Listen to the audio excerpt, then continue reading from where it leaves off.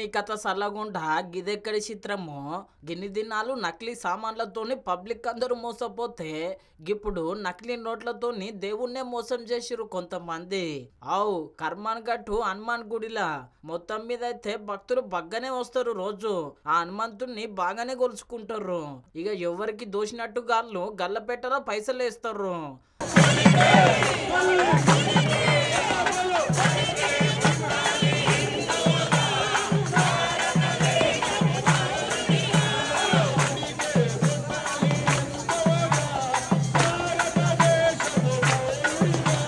భక్తులు గల్లపెట్టల పైసలు వేసినాక కొన్ని దినాలకు ఆ పైసలను లెక్క కడతారు. లెక్క కడితే ఇంకేమున్నది, అందులో నకిలీ నోట్లు బయటపడ్డాయి.